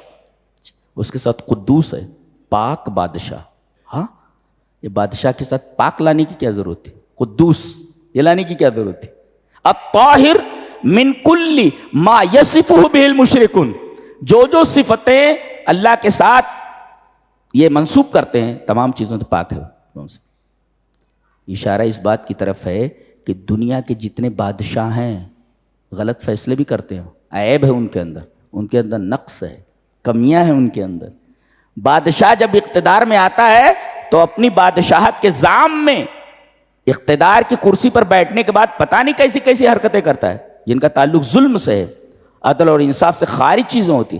لیکن میرا رب ایسا بادشاہ ہے جو بالکل پاک ہے، جس سے غلطی نہیں ہوتی کبھی، جس کے اندر کوئی نقص نہیں ہے.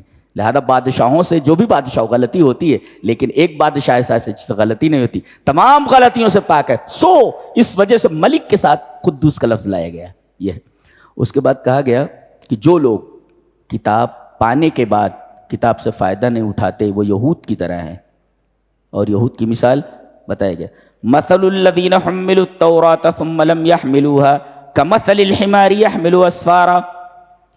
ان کی مثال جن کو تورات دی گئی تھی، یہودی، ثم لم يحملوها، انہیں دی گئی تھی، انہوں نے اٹھایا نہیں. کمثل الحمار، یہ گدھے کی طرح، حمار مینس ڈونکی، گدھا، گدھے کی طرح ہے. يحمل اسفارا، جو بڑی بڑی کتابیں لادے ہوئے. تو یہودی یہ کتاب تورات لادے پھر رہے ہیں تورات لادے پھر رہے ہیں. قرآن نے کہا کہ تم گدھے ہو. کیوں؟ اس لیے کہ گدھے کے اوپر کتابیں رکھ دی جائیں تو گدھے کو کیا معلوم کہ ان کتابوں کے اندر کیا لکھا ہوا ہے، اس سے وہ فائدہ نہیں اٹھا سکتا. ایسے ہی تم ہو، تم کو کتاب دی گئی مگر تم خالی اٹھائے پھر رہے ہو، اس سے فائدہ نہیں اٹھا رہے. اور گدھے تم سے بہتر ہیں. کیوں؟ اس لیے کہ ان کو معلوم نہیں کہ میرے اوپر اتنی قیمتی چیزیں رکھی ہوئی ہیں، اسے معلوم ہے. لیکن تم کو معلوم ہے کہ اس کے اندر اتنی قیمتی بات ہے، تو تم تو گدھے سے بھی بدتر ہو. تم کو معلوم ہے کیا چیز لگی، اس کو معلوم نہیں گدھے کو کیا چیز لدی ہوئی، تو تم گدھے سے بھی بدتر ہو. کمثل الحمار يحمل اسفارا، گدھے کی طرح ہو جس کے اوپر کتابیں لگی. صفر کی جمع اسفار، صفر مانے کتابیں، کتاب لدی ہوئی. جی. اور آگے بڑی عجیب بات فرمائے گی، بیس مثل القوم الذین کذبوا بآیات اللہ. نقطہ یہ ہے کہ کسی کو کتاب دی جائے اور کتاب کے اوپر عمل نہ کرے تو یہ عمل نہ کرنا تکذیب آیات کے مرادف ہے. گویا کہ اس نے اللہ کی آیتوں کی تکذیب کی جھٹلایا. اللہ، اتنا بڑا گناہ ہے. ذالک مثل الذین کذبوا بآیاتنا. کتاب دی جائے اور آدمی اس سے نفع نہ حاصل کرے، اس پر عمل نہ کرے، تو گویا کہ یہ عمل نہ کرنا کتاب ملنے کے بعد تکذیب آیات کے مرادف ہے. گویا کہ اس نے آیات کو جھٹلایا. اللہ کی آیات کتنا بڑا گناہ ہے، بہت بڑا گناہ ہے. آگے سورہ منافقون ہے، اس میں بڑی عجیب و غریب چیز ہے، پڑھتا ہوں. متوجہ ہیں؟ اس لیے کہ ایک حیرت انگیز بات میں بتانے جا رہا ہوں. وَلَن يُؤَخِّرَ اللَّهُ نَفْسًا اذا جاء اجلها، یہ آخری آیت ہے سورہ منافقون کی. اللہ کسی آدمی کو مؤخر نہیں کرے گا، تاخیر نہیں کرے گا، لیٹ نہیں کرے گا جب اس کی موت کا وقت قریب آ جائے. جی، نکتہ سمجھ میں آئے؟ یہ سورہ کریمہ سورہ منافقون 63 نمبر کی ہے. جی، شروع سے آپ دیکھیے تو اس کا جو نمبر ہے 63واں ہے، 63. اور ہمارے نبی کی عمر 63-60. جی 63. آپ کے موت کی خبر دی گئی ہے، 63 سال ہو گئے آپ. اور اس کے بعد تغابن ہے. تغابن کا محور اساسی قیامت ہے، یعنی آپ کے بعد صرف قیامت آنے والی ہے، بیچ میں کوئی نبی آنے والا نہیں، یعنی آپ کے بعد کوئی نبی آنے والا نہیں، صرف قیامت آنے والی ہے۔ لہذا جو یہ کہے کہ نبی کے بعد کوئی بروزی نبی، ذلی نبی، حقیقی نبی، کوئی بھی نبی نہیں آ سکتا، اس لیے کہ آپ کے درمیان اور قیامت کے درمیان کوئی ہے ہی نہیں، آپ کا انتقال ہوا کہ اس کے بعد صرف قیامت ہے۔ سورہ منافقون کے بعد ڈائریکٹ سورہ تغابن ہے۔ جی اچھا، یہ تو ایک نکتہ ہوا کہ آپ کے بعد کوئی نبی آنے والا نہیں ہے، قیامت اور آپ کے درمیان جی کسی نبی کا برزخ نہیں ہے، بیریئر نہیں کسی کا۔ اچھا، ایک نکتہ اور، وَأَنفِقُوا مِمَّا رَزَقْنَاكُم مِّن قَبْلِ أَن يَأْتِيَ أَحَدَكُمُ الْمَوْتُ۔ اللہ تعالیٰ نے یہاں سورہ منافقون میں صدقہ و خیرات کرنے کا حکم دیا ہے آخر میں۔ کیوں؟ اس لیے کہ دل میں اگر نفاق آ جائے، منافقت آ جائے، تو اس کا علاج صرف دو چیزیں کر سکتی ہیں، اللہ کا ذکر اور صدقہ۔ لہذا دو چیزیں کہی گئی، یا ایھا الذین آمنوا لا تلھکم اموالکم ولا اولادکم عن ذکر اللہ۔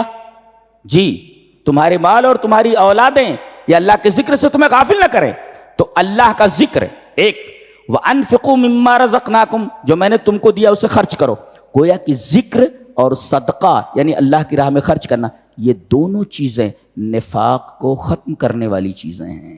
اللہ، اور یہ حدیث بھی ہے کہ اپنے مریضوں کی دوا، اپنے مریضوں کا علاج صدقہ دے کر کے کرو۔ جی، یہ روحانی علاج ہے۔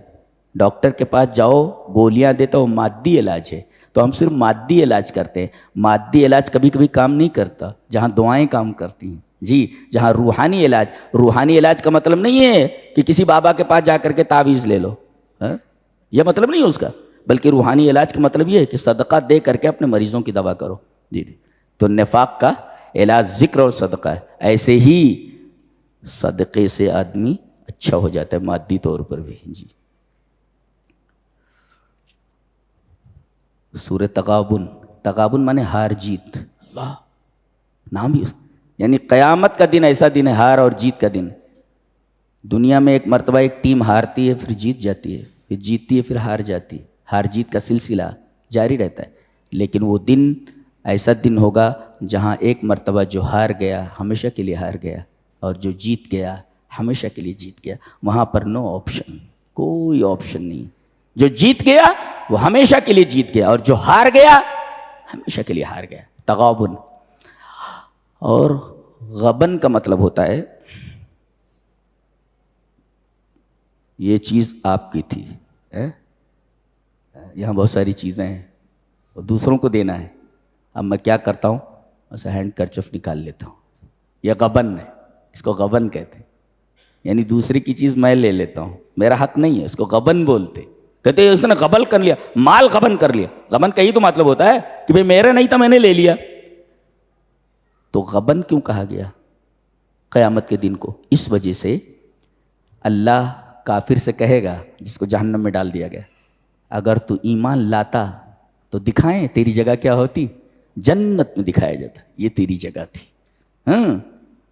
اب وہ دوسروں کو مل گئی ہے تیری جگہ، تو دوسرے نے تیری چیز لے لیا نا، اسی کو تو غبن کہتے ہیں۔ تو ہذہ سورۃ التغابن، یہ سورہ تغابن ہے۔ بتایا جائے گا کہ جنت میں یہ تیری جگہ تھی اگر تو ایمان لاتا، تو ایمان نہیں لایا تو اب تو جہنم میں آ گیا۔ اب جو تیری جگہ تھی وہ دوسرے نے لے لی ہے، اسی کو تو غبن کہتے ہیں، دوسرے کا مال کوئی دوسرا لے لے، ہذا غبن، اس کو غبن بولتے ہیں۔ سبحان اللہ۔ اس میں کئی چیزیں بتائی گئی، غور سے سنیے۔ ایک چیز تو ہے کہ اس دنیا میں، اس کائنات میں جو ہو رہا ہے اور آپ کے اوپر جو بھی مصیبت آ رہی ہے وہ قضاء اور قدر سے آ رہی ہے، اللہ کے حکم سے آ رہی ہے۔ ایک چیز، جو بھی مصیبت آ رہی ہے وہ قضاء اور قدر سے آ رہی ہے، لکھا ہوا ہے وہ۔ اچھا، لکھا ہوا ہے اس وجہ سے نہیں آ رہی ہے، بلکہ لکھا ہوا ہے اور اس کا سبب بھی لکھا ہوا ہے کہ یہ جو ہم نے فیصلہ کیا ہے یہ تمہاری ان حرکتوں کی وجہ سے کیا گیا ہے۔ تو جو کچھ آ رہا ہے وہ قضاء اور قدر سے آ گیا ہے، اور قضا اور قدر جو چیز لکھ دی گئی وہاں اس کا ریزن بھی لکھ دیا گیا ہے جی کہ یہ جو فیصلے کیے جا رہے ہیں تمہارے تعلق سے اس ریزن اس بنا پر کیا جا رہا ہے. تو جو قضا اور قدر جو بھی مصیبت آ رہی قضا اور قدر سے آ رہی ما اصاب من مصیبت الا باذن اللہ جو بھی مصیبت تمہارے اوپر ہے اللہ کے اذن سے ہوتی ہے جی. ایک چیز ہے تو یہ جو بھی مصیبت آئے وہ قضا اور قدر سے ایک. اور دوسری چیز دوسرا حکم یہ ایک حکم ہے. اچھا دوسرا واطیعوا اللہ واطیعوا الرسول حکم یہ دیا گیا کہ اللہ اور اس کے رسول کی اطاعت کرو. تو پہلا عقیدہ ہے کہ جو بھی مصیبت آئے یہ سمجھو کہ قضا اور قدر سے آیا ہے ایک. اور دوسرے حکم دیا جا رہا ہے کہ اللہ اور اس کے رسول کی اطاعت کرو. تیسرے توکل فلیتوکل المؤمنون توکل. تین چوتھا تمہاری بیویاں تمہاری اولاد تمہارے دشمن ہیں بچو ان سے. یہ دشمن ہے جی. کیسے؟ اگر بچے اور بیویاں آپ کو شریعت مطہرہ کے اوپر رہنے نہ دیں معیاری زندگی بلند کرنے کے لیے آپ کو حلال راستے سے ہٹا کر کے حرام راستے سے کمانے کے لیے کہیں تو یہ دونوں آپ کے دشمن ہیں جی. دونوں آپ کے دشمن ان سے بچو یہ دشمن ہیں تمہارے. کتنا ہو گیا 1 2 3 4 یہ 4 چیزیں ہیں. اور 5ویں چیز اللہ نے یہ حکم دیا ہے الامر بتقوی اللہ اللہ کے تقوی کا حکم دیا گیا ہے. کتنا؟ ما یستطیع الانسان جتنا انسان کی استطاعت ہو اتنا تقوی اختیار کرنا ہے. یہ بہت بڑی بات ہے. نہیں سمجھے اس کو اصول دے دیا گیا ہے. ایک آدمی کا بار بار پیشاب نکل جا رہا ہے کوئی بیماری ہے اس کی پانی چھڑک لے وہاں پر ہو گیا نماز پڑھ لے کیا ہے. اس لیے کہ مستطاعتم جتنی تیرے پاس طاقت ہے اتنا ڈر. طاقت نہیں ہے نا وہ تو ایسے ہی ہو رہا ہے وہ. تو ایسی تمام چیزیں اس آیت کریمہ کے دائرے میں آگے بہت زبردست آیت کریمہ ہے معمولی آیت کریمہ نہیں ہے یہ جی. بہت زبردست آیت کریمہ ہے. جتنی طاقت ہے اتنا اللہ سے ڈرنا ہے یہ بتایا گیا. یہ 5 چیزیں مضبوطی سے پکڑیں آپ. کون کون سی؟ جو بھی چیز تمہارے اوپر آتی ہے مصیبت قضا اور قدر سے آتی ہے یہ عقیدہ رکھو. اللہ اور اس کے رسول کی اطاعت کرو اللہ پر توکل کرو. اور جو بیٹے اور بیویاں اور بیٹیاں یہ سب آپ کو غلط راہوں پر ڈالنے کی کوشش کریں تمہارے دشمن نے آگاہ رہو ان سے بچو ان سے. اور اس کے بعد یہ کہا گیا کہ جتنی استطاعت ہو اتنا تقوی اختیار کرو.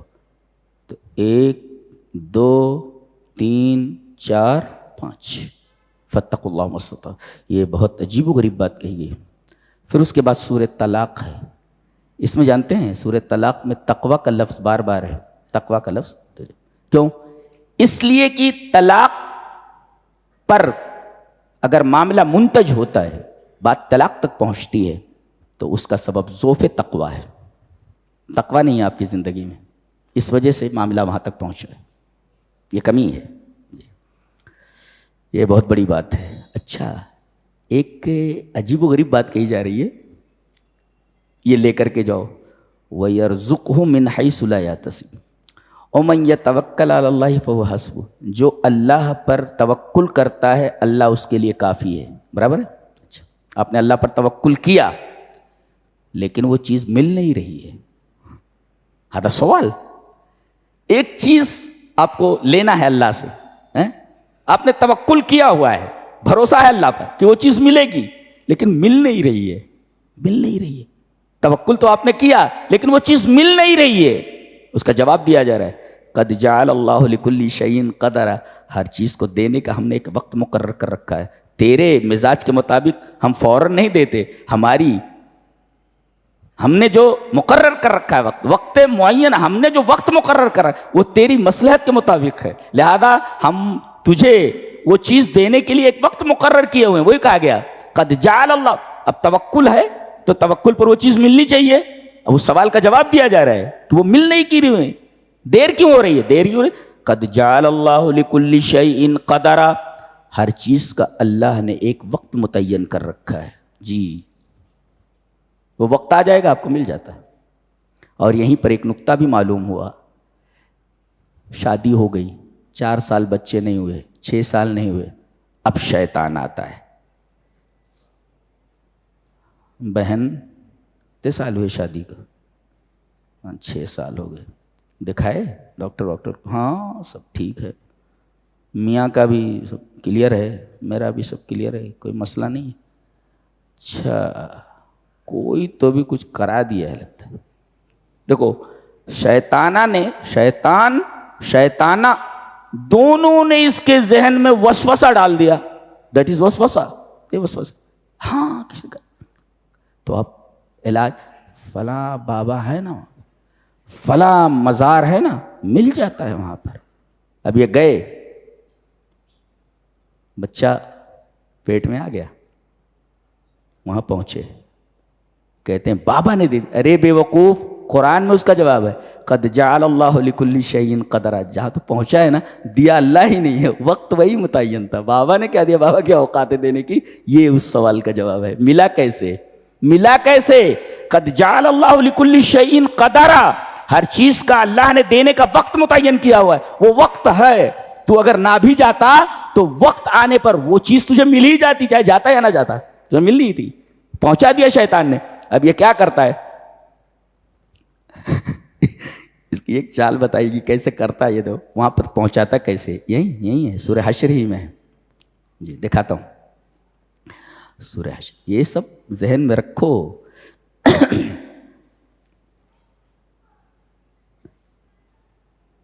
کمثل الشیطان، شیطان کی طرح. اذ قال للانسان اکفر، وہ انسان سے بولتا ہے شیطان اکفر، کافر بن جا، کفر کر. اچھا کفر کر لیا. فلما کفر، جب وہ کافر ہو جاتا ہے، قال انی بریء منک، میں تجھ سے بری ہوں بولتا ہے. اب ایسے ہی سولی پر چڑھا دیتا اور بھاگ لیتا ہے وہاں سے. جیسے بدر میں کافروں کو جو ہے سولی پر چڑھا دیا اور بھاگ نکلا، اور اس کی توجیہ ریزن بتاتے ہوئے بھاگا. انی ارا ما لا ترون، میں جو دیکھ رہا ہوں تم نہیں دیکھ رہے ہو. اس لیے کہ فرشتوں کے ساتھ تھا، وہ تو دیکھ ہی رہا تھا کون اتر رہا ہے. اور انی اخاف اللہ، اب دیکھو میں اللہ سے ڈرتے. کون سا ڈرنا ہے بھی تیرا؟ کون سا ڈرنا ہے جھوٹے؟ کون سا ڈرنا ہے تیرا؟ جی تو یہ ہمیشہ یاد رہے. سورۃ طلاق، قد جعل اللہ لکل شیء قدرا. اس شیطانہ کو یہ کہنا چاہیے تھا ہر چیز کا اللہ نے وقت متعین کر رکھا ہے. بعض کو 14 سال پر ہوئے ہیں بچے. جی 14 سال پر بچے ہوئے، کہیں نہیں گئے وہ، پھر بچہ کیسے ہوئے؟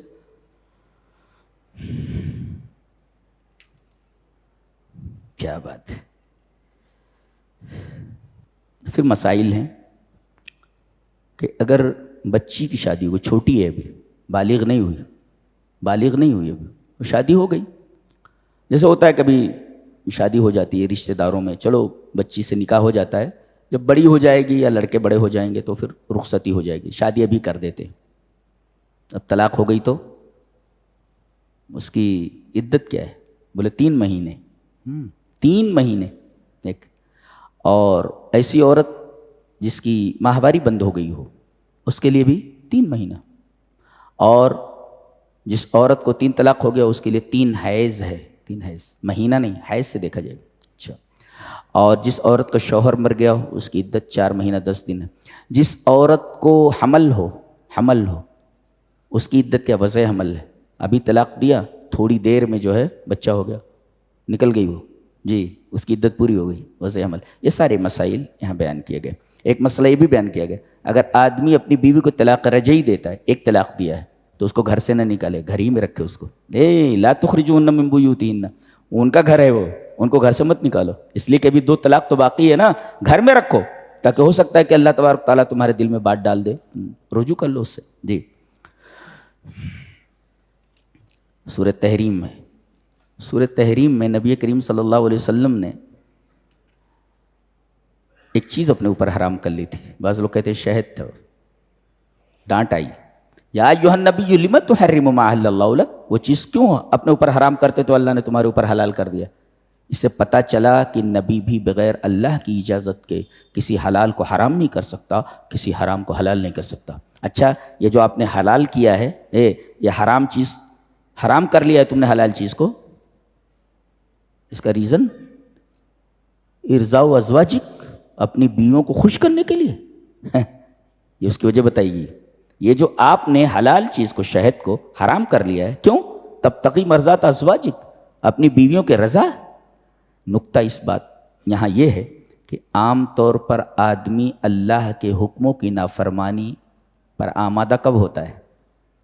بچوں کی وجہ سے یا بیویوں کی وجہ سے، ان کو خوش کرنے کے لیے. آگاہ رہو، رب تعالیٰ فرماتا ہے آگاہ رہو، انہی کی وجہ سے، ان کو خوش کرنے کے لیے، ان کا اسٹینڈرڈ آف لائف، ان کا معیار زندگی بلند کرنے کے لیے یہ حلال حرام کی تمیز نہیں کرتا. یہ نبی کو ڈانٹ پڑی، آپ ایسا کیسے کر سکتے ہیں؟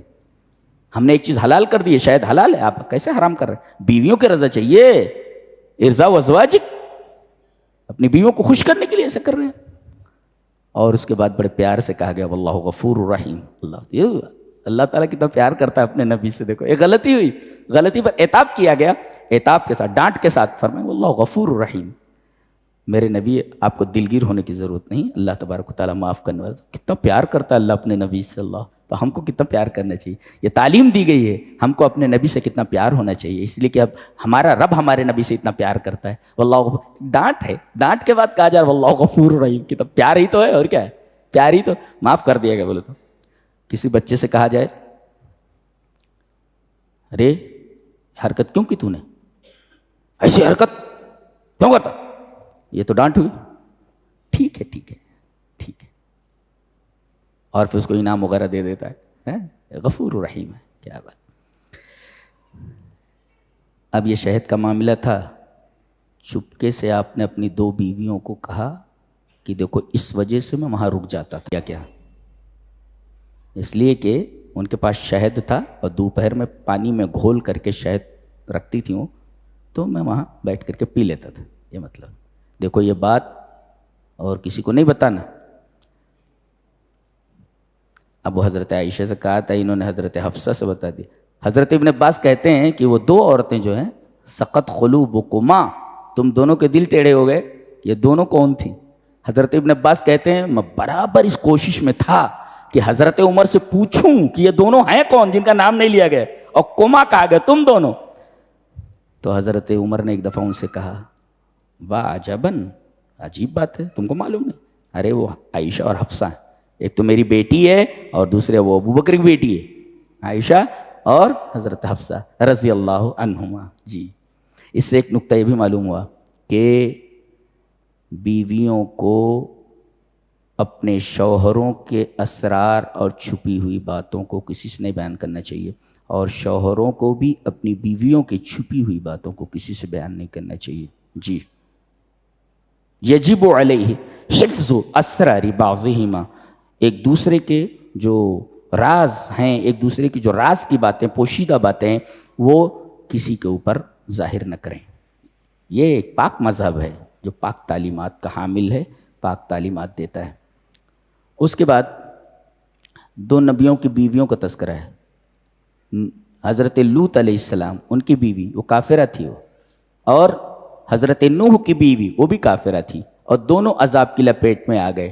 کسی مفسر نے بہت اچھا لکھا ہے، وہ کہتا ہے کہ ان القرابۃ غیر نافعۃ بدون الایمان، ایمان کے بغیر کسی بھی قسم کی قرابت، کسی بھی قسم کی رشتہ داری نفع بخش نہیں ہے.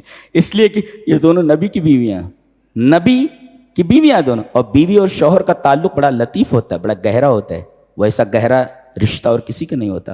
اتنا گہرا رشتہ ان دونوں عورتوں کا نبیوں کے ساتھ ہے، لیکن نبی ان دونوں کو نہیں بچا سکے. پتہ چلا ان القرابۃ غیر نافعۃ بدون الایمان، اگر آدمی کے پاس اپنا عمل نہ ہو، اپنا ایمان نہ ہو، تو پھر نبی بھی اسے نہیں بچا سکتا. نبی کی قربت بھی، نبی کی رشتہ داری بھی اسے نفع بخش نہیں ہو سکتی، اسے نفع نہیں پہنچا سکتی. یہ 28ویں پارے کی تفسیر کا خلاصہ. اللہ ہمیں نیک عمل اور اچھی سمجھ کی توفیق عطا فرمائے. وآخر دعوانا الحمدللہ رب العالمین.